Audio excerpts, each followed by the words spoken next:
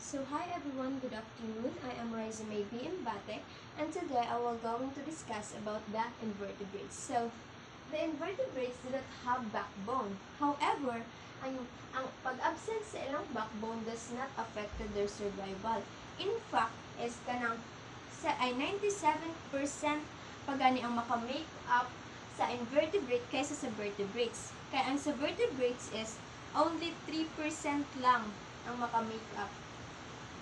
And also, invertebrates live in all kinds of environment and in almost every places of Earth. So, ang invertebrate pod is kanang makita gyud nato siya sa nagkabisan asa-asa. Maski sa water or maski pa sa land. And naapay mga invertebrates nga nagpuyo jud siya sa land o sa water. So, ang invertebrates is nahati siya sa 8 ka-groups. So, we will going to discuss about the 8 groups of invertebrates. So, the first one is sponge or sponges. So, sponge are also called poriferans. They have pores and opening all over their bodies. They are most marine animals. So, ang sponge or ang sponges is mao ni siya ang pinaka-simple nga animals, which is kanang kuan ang ilahang part of the body nila is kanang napuno buslo, tapos kaning gispend nila ang ilang life nga nakadikit lang gyud sila sa bato o kanang panagsapod is makita nato sila sa ilalim sa surface sa tubig.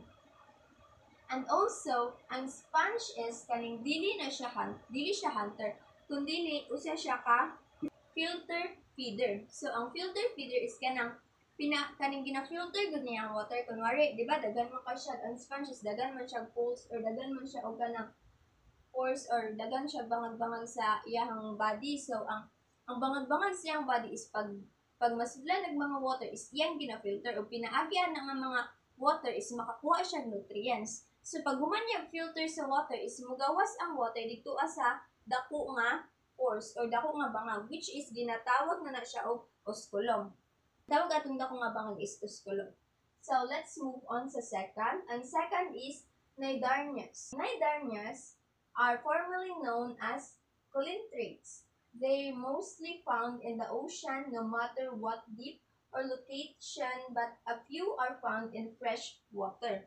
So, ang cnidarnians, kabalo ba mo nga, kaning mo-over sila 10,000 these marine animals. Kaning nga marine animals is mo-over sila into 10,000. So, kaning cnidarnian is kaning diverse ni siya, daghan siya klase-klase, pero gi-classified siya into 3 groups, which is the corals, jellyfish, and the sea anemones. So, mo na siya ang tulo ka cnidarnian. So, first, ang corals is nagpuyo na siya sa colonies. So, ang corals, nagpuyo siya sa colonies, na siya skeleton nga made of limestone. Ang skeleton sa corals is made of limestone, eventually becomes structured, nga ginatawag na nato karon og coral reef. And then, ang cnidarnian pod is na siya staging structure called nematocyst. So, nematocyst is mao na siya ang kaning kaning galamay bitaw sa jellyfish. Na kung makita nato ang galamay sa jellyfish, di ba pag maigo ta, painful man jud siya og sakit jud siya. So kana siya is mao na siya ang iyang ginagamit para magkuha siya og mga fish nga iyang kaunon. So kanang iyang galamay is poisonous na siya. So pag dakop niya sa fish is iya sang poisonon bago niya kaunon. So ning ana na ang cnidarnian. So the fourth one is flatworms. Ang flatworms is ginatawag siya og flatworms tungod kay flat man siya, tapos tungod pud sa iyang ribbon-like bodies. Their digestive cavity has only one opening for taking in food and exerting waste. So ang flatworm is kaning kuha na siya, naay parasitic ug napoy non-parasitic. So ang example sa parasitic is tapeworms of phlox. So, kani silang duha is kanang kuan sila, they get nourishment from their host. While the non-parasitic is ang example sa non-parasitic is mao na siya ang planarians. Ang non-parasitic is ginatawag og example ana is planarians. So, ang planarians is kuan ni siya kaning makita ni siya sa lake or sa mga pond. So ang kaning iyang ginakaon is smaller organism. So and also fact about sa kaning planarines is kanang kaya nila managhan pinaagi sa isa lang kabukon tahay. Ang planarines is maputol siya. So katong kaputol niya is possible pa nga motubo ug katong kaputol niya nga is possible pa pud siya nga motubo. The fourth one is the roundworm. Roundworm, also called nematodes. They have long segmented bodies which often having rings, verticals, or ridges that aid in the locomotion or protection. So ang roundworm is kaning nagakaon jud sila or naga-take jud sila food pinaagi sa ilang mga baba ug naga-poop jud sila pinaagi sa ilang anus. Ug ang uban pud nga roundworm is usa siya ka kaning kuan bitaw parasitic, which is ang example sa roundworm nga parasitic is ang mga hookworm, pinworm, trichina. Mao ni sila mga trichina, pinworm, hookworm, mao ni sila mga example sa parasitic roundworm. So sila jud is nagkaning musulod jud sila sa stomach and then maka-cause jud sila of damage. And the fifth one is the segmented worms. Segmented worms are also called annelids. So they have long segmented bodies. Their bodies allow them to burrow in soil or swim in the water easily. So ang segmented worm is kaning ang first ginatawag po siya nga annelids. So ang annelids is kaning ang first segment sa iyang body is nag-contain siya og brain ug ang iyahang brain og sense organs mo na siya. Tapos ang pinakagamay nga segment sa lawas sa annelids is diraa is nag-contain og anus. And also ang annelids or ang segmented worms is kanang naa siya'y digestive, circulatory, and nervous system. Pero wala siya respiratory system. So, ang iyang paagi sa iyang breathing or sa iyang pagginhawa is sa iyang skin. So, kaning kinahanglan niya i-maintain ang iyang skin is permanently moist or permanently basa. Mo nang ang example sa kaning segmented worm is ang earthworm. Pag makita, di ba nato ang mga earthworm is nadyan sila sa ilalom sa yuta.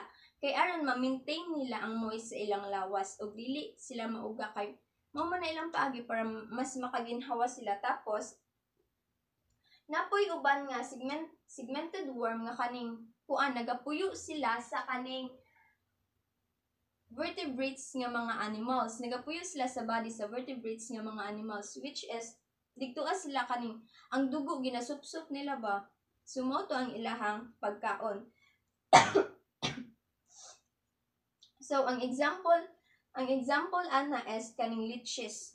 Ang example aning kaning parasitic or kanang nagapuyo sa lain nga animals nga mga segmented worms. So let's move on. Let's move on sa last three. So ang ika-6 is ang mollusks. So mollusks occupy the vast range of aquatic and terrestrial habits. Most mollusks have shell that protect their soft bodies. So ang example aning mollusks is ang kaning mga kaning snail, mga clams, and oyster. Pero ang shell is na siya lang tawag, which is nagpasabot nga isa lang ang iyahang shell. So ang tawag ana niya is univalves. So ang univalves such as snail is isa lang kabuk ang iyang shell. While ang mga oyster or ang mga clams is bivalves. Mao na siya ang nagpamatud nga duha kabuk ang iyang mga shell. Pero naapoy mollusks nga kaning pares sa part man sa mollusks ang octopus and ang mga squid. So ang squid ug ang octopus is naa sila mga shell pero naa sa sulod sa ilahang lawas, which is ginatawag og pen. Mao na siya ang tawag. And also naa po diri mga mollusks nga wala jud sila shell. Like for example, sea slug. Mao na siya ang walay shell nga mollusks. And the next one is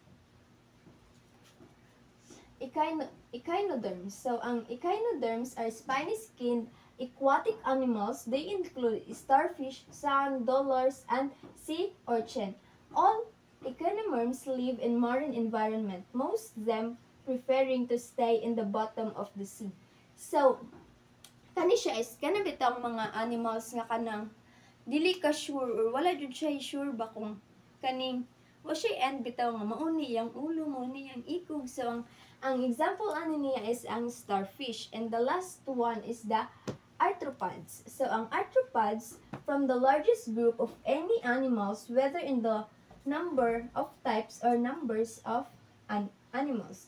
They have a hard outer body covering cold exoskeleton, jointed legs, segmented body, compound eyes, and specialized body parts. So, ang mga examples sa arthropods is muna siya ang mga spiders, bees, crabs, and butterfly. And that's all. So, but, before ta mag-formally kaning close sa atong discussion is, let me discuss to you guys about the life cycle of the butterfly. So, let's watch this. Butterflies. They are some of the most magical insects you can see in the environment. Their wings look like beautiful artworks, and they come in all the colours of the rainbow. But did you know that the beautiful butterflies you see actually used to be caterpillars?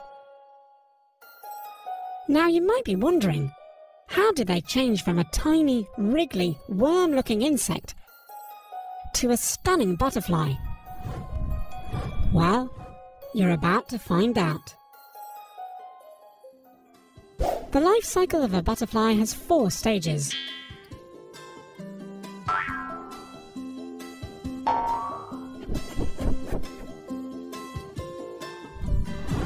It all begins when a female butterfly lays her eggs. Inside these eggs, caterpillars begin to grow. Once an egg is ready, it hatches and out comes a larva, also known as a caterpillar. The caterpillar leaves its egg behind, finds a leaf, and starts eating and eating and eating. You might have seen a caterpillar in a garden munching away. As a caterpillar grows, its skin becomes too tight for its growing body.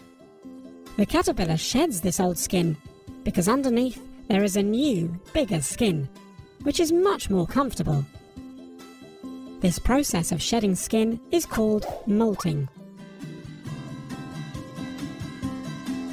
Now, it's time for the caterpillar to begin changing into a pupa. The pupa stage is pretty uneventful, because all they do is hang upside down in a cocoon. A cocoon is also called a chrysalis. The pupa needs to stay really still, so predators don't spot it wriggling around and eat it for dinner. This is the stage where the caterpillar begins to grow its wings. The last stage is when the adult butterfly breaks free. It slowly comes out of its cocoon and spreads its beautiful wings, getting ready to take flight. Once it's ready, it will fly off and eventually lay its own eggs, starting the cycle all over again. As you can see, the caterpillar goes through a number of changes before it reaches the final stage of being a butterfly. This spectacular physical transformation is called metamorphosis. Metamorphosis is said to have occurred when an animal transforms from its young form into its adult form.